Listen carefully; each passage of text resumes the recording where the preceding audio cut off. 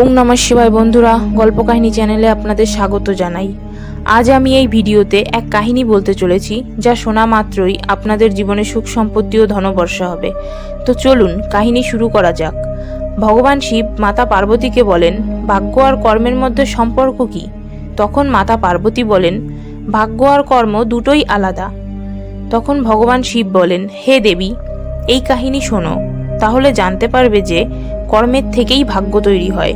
যদি আপনি এই কাহিনী পুরো শুনছেন তো পুরোটা শুনুন। যদি আপনি শিবভক্ত হন তবে ভগবান শিবের অবহেলা করবেন না। এক সময় এক সন্ন্যাসীর কাছে তার শিষ্য প্রশ্ন করল, গুরুদেব, কর্ম কি? এটা শুনে সন্ন্যাসী মৃদু হেসে উত্তর দিল, কর্মকে বোঝানোর জন্য আমি তোমাকে একটি গল্প বলি। এই গল্প শোনার পরে তুমি বুঝে যাবে যে কর্ম আসলে কি। তারপর সন্ন্যাসী গল্প শুরু করলেন। এক রাজ্যে এক রাজার রাজত্ব ছিল। একদিন তিনি তার মন্ত্রীর সাথে তার রাজ্য ভ্রমণ করতে বেরোলেন। ভ্রমণ করতে করতে রাজা আর মন্ত্রী একটি বাজারে এসে পৌঁছলেন। ওই বাজারে রাজার নজর এক দোকানদারের উপর পড়ল।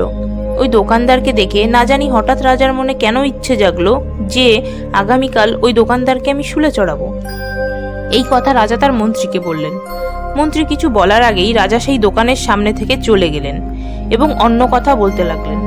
মন্ত্রী খুবই চিন্তিত হয়ে পড়লেন। তিনি এই কথা বুঝতেই পারছিলেন না যে দোকানদারের ভুল কি। রাজা দোকানদারের সাথে কোনো কথা না বলে, কিছু না ভেবেই হঠাৎ এমন সিদ্ধান্ত নিলেন কেন? রাজা ও মন্ত্রী ভ্রমণ করার পর রাজমহলে ফিরে এলেন। মন্ত্রীর সারা রাত ঘুম এলো না। সকাল হতেই তিনি এক সাধারণ প্রজার বেশে সেই বাজারের দোকানদারের কাছে গেলেন। তিনি দোকানদারকে প্রশ্ন করলেন, তুমি কি বিক্রি করো? তখন দোকানদার উত্তর দিল, আমি চন্দন কাঠ বিক্রি করতাম। তারপর মন্ত্রী আশেপাশের দোকানদার থেকে ওই দোকানদারের ব্যাপারে জিজ্ঞাসা করলেন। সবাই একই উত্তর দিল যে দোকানদার কাউকে কিছু বলে না, সবসময় দুঃখী হয়ে থাকে। মন্ত্রী বুঝতে পারলেন এবং তারপর আবার সেই দোকানে গেলেন এবং বললেন, তুমি সবসময় মনমরা হয়ে কেন থাকো? তখন দোকানদার বলল, আমার দোকানে সবাই আসে, চন্দন কাঠের খুব সুন্দর গন্ধ বলে আর চলে যায়, কেউ এগুলো কেনে না, তাই আমি মনমরা হয়ে থাকি। মন্ত্রীরও দোকানদারের কথা শুনে খারাপ লাগলো। মন্ত্রী ভাবতে লাগলেন, তাই তো, কোনো দোকানদার কেনই বা দুঃখী হবে না যদি তার দোকানের জিনিস বিক্রিই না হয়, তাও এত সুগন্ধিময়। ভাবলেন, এই দোকানদার নিজের এই দুঃখেই এত মনমরা হয়ে থাকে, আর রাজা একে শুলে চড়াতে চেয়েছিলেন। রাজার মনে এই ইচ্ছে কেন জাগলো, মন্ত্রী তো কোনো উত্তরই খুঁজে পাচ্ছিলেন না। তারপর মন্ত্রী দোকানদারকে আবার জিজ্ঞাসা করলেন, আচ্ছা ভাই, তুমি কি করবে যদি তোমার এত চন্দন কাঠের কোনোটাই না বিক্রি হয়, এভাবেই থেকে যায়? তখন দোকানদার রেগে বলল, আমি জানি যে আমার সব চন্দন কাঠ এভাবেই থেকে যাবে, একটাও বিক্রি হবে না। যদি এই রাজ্যের রাজা মারা যেত, তাহলে ওনার দাহ সংস্কারের জন্য রাজমহলে চন্দন কাঠ পাঠাতাম, তাহলে আমার কিছু টাকাও আসতো, আর এই বাজার ছাড়া বাকি লোকেরাও তাহলে জানতো যে আমার একটা চন্দন কাঠের দোকান আছে, তবে যদি একটু বিক্রি হতো আমার দোকানে। মন্ত্রী দোকানদারের কথা শুনে বুঝলেন মন্ত্রী ছিলেন খুবই বুদ্ধিমান। তিনি দোকানদারের থেকে কিছু চন্দন কাঠ কিনলেন। দোকানদারও একটু খুশি হলো।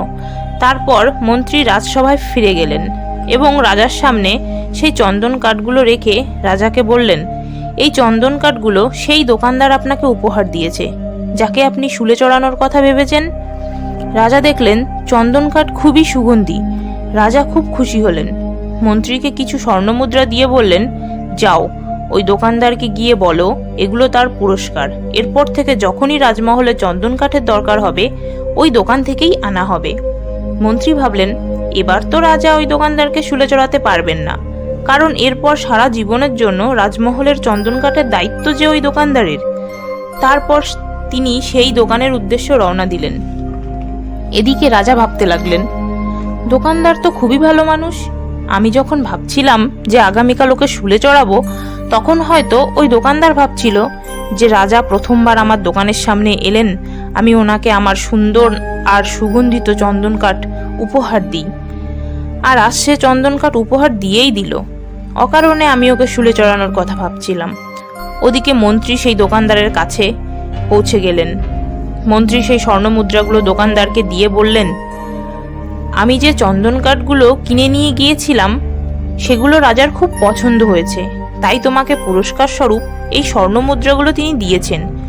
এটা শুনে দোকানদার খুবই খুশি হলো। তারপর মন্ত্রী আরও বললেন, এরপর থেকে রাজমহলে যখনই চন্দন কাঠের প্রয়োজন হবে, রাজা বলেছেন সব চন্দন কাঠ তোমার দোকান থেকেই কিনে নেওয়া হবে। এটা শুনে দোকানদার খুব খুব খুব খুশি হলো। তারপর মন্ত্রী বললেন, এই তো তুমি রাজার নামে কত খারাপ চিন্তা করছিলে, দেখলে তো রাজা কত ভালো। রাজা কখনোই তার প্রজার খারাপ চায় না। দোকানদার ভাবতে লাগলো, তাই তো, আমি রাজাকে নিয়ে কত খারাপ কথা বলেছি, রাজা তো খুবই ভালো মানুষ। এই ভেবে সে অনুতাপ করতে লাগলো আর মন্ত্রীকে বলল, ঠিকই বলেছেন, রাজা যেন দীর্ঘজীবী হন। এটা শুনে মন্ত্রীও খুব খুশি হলেন। এরপর মন্ত্রী রাজসভায় ফিরে গেলেন। এটা বলার পর সন্ন্যাসী তার গল্প সমাপ্ত করে তার শিষ্যদের জিজ্ঞাসা করলেন, এবার বলো তোমরা, কর্ম আসলে কি? কোনো শিষ্য বলল, কর্ম হলো বলা কথা। তো কেউ বলল, কর্ম বাণীকে বলে। কেউ বলল, কর্ম হলো চিন্তা, ইত্যাদি। নিজের সব শিষ্যদের উত্তর শোনার পর সন্ন্যাসী বললেন, মানুষের বিচার বুদ্ধিই হলো কর্ম। আমাদের ভাবনা যেমন, আমরা তেমনই কর্ম করে থাকি, আর সেই ভাবনার দ্বারা করা কর্মের ফল আমাদের সুখ আর দুঃখের কারণ হয়। যদি আমাদের বিচার বুদ্ধি ভাবনাই ভুল, তাহলে আমাদের করা কর্মও ভুল হবে আর তার ফলও সঠিক হবে না, যার কারণে আমরা দুঃখী হই। যদি ভাবনা সঠিক হয় তো আমরা সঠিক কর্ম করব, সঠিক কর্ম করব তো সঠিক ফলও পাবো, যার জন্য আমাদের জীবনে সুখ আসবে। এখন আমরা কর্মকে সহজ উপায়ে বোঝার চেষ্টা করি। কর্মের অর্থ হলো কাজ। এই পৃথিবীতে, এই ব্রহ্মাণ্ডে যেসব কর্ম হচ্ছে সবই কাজ। আমরা যে কাজই করি সেটাই কর্ম, তার ক্রিয়া আর প্রতিক্রিয়ার ফলস্বরূপ পরিণাম হয়। যেমন মাটির পাত্র বানানো একটি কর্ম, আর তার ভেঙে যাওয়া হলো তার পরিণাম। আসলে কর্মের ফল আমাদের ভালোর জন্য নাকি খারাপের জন্য তা পুরোপুরি নির্ভর করে আমাদের কৃতকর্মের উপর। বেশিরভাগ মানুষ ভাবে উপরে ঈশ্বর আছেন, তিনি আমাদের ভাগ্যের নির্ণয় করেন কার জীবনে সুখ দেবেন আর কার জীবনে দুঃখ। আসল কথা তো এটাই, আমাদের কৃতকর্ম আর সেই কর্মের ফলই আমাদের জীবনের সুখ আর দুঃখ নির্ধারিত করে। এই জন্য আমাদের শাস্ত্রে লেখা আছে যে আপনার ভাগ্যের নির্মাতা আপনি নিজেই। আসলে কর্মের ফলই ভাগ্য, আর আমাদের কিভাবে কর্ম করতে হবে সেটা পুরোটাই আমাদের হাতে থাকে। যেমন দুটি বাচ্চা, একজন ছোটবেলা থেকেই তার সব কাজে সর্বশ্রেষ্ঠ কর্ম করার চেষ্টা করতে থাকে, আর একজন কোনো কর্ম না করে কিছু না শেখার ইচ্ছে রেখে থাকে। কিছু বছর পর প্রথমজন এক সফলতার চূড়ায় পৌঁছায়, আর দ্বিতীয়জন তখনও সংঘর্ষ করতে থাকে জীবনের সাথে। তখন দ্বিতীয়জন প্রথমজনের কথা বলবে যে ওর ভাগ্য ভালো তাই ও আজ সফল। না, এটা ভুল, ওর কর্ম ভালো ছিল তাই ভাগ্যও ভালো হয়ে গেছে। সোজা কথা, যখনই আপনি আপনার কর্ম বদলাবেন, আপনার ভাগ্যও তখন থেকে বদলানো শুরু হয়ে যাবে। কেউ কেমন কর্ম করবে সেটা তার মাতা পিতা, পরিবার, আশেপাশের পরিবেশের ওপরও নির্ভর করে। সন্ন্যাসী বললেন, আমাদের চিন্তা ভাবনার ফলস্বরূপ কর্মের ফল হয়, আর ধ্যান করার সময় আমাদের চিন্তা ভাবনা আমাদের নিয়ন্ত্রণে এসে যায়। চিন্তা ভাবনার নিয়ন্ত্রণে আমরা আমাদের কর্মকেও নিয়ন্ত্রণ করতে পারি। যখন কোনো মানুষের চিন্তা ভাবনা শুদ্ধ হয়ে যাবে, তখন সে খারাপ কর্ম করবে কি করে? তো সবার আগে মনের ওপর নিয়ন্ত্রণ রাখা দরকার। এটা বলে সন্ন্যাসী তার উপদেশ সমাপ্ত করলেন। তারপর ভগবান শিব বললেন, কর্মই ভাগ্যকে নির্ধারিত করে। আমাদের কর্মের মধ্যে আমাদের ভাগ্যের রহস্য। তো বন্ধুরা, কেমন লাগলো আজকের কাহিনী? এই ভিডিও বলার সময় কোনো ভুল হলে ক্ষমা চাইছি। ভিডিওটা ভালো লাগলে লাইক করুন, চ্যানেলটিকে সাবস্ক্রাইব করুন, আর কমেন্ট বক্সে হর হর মহাদেব লিখুন। জয় ভোলেনাথ।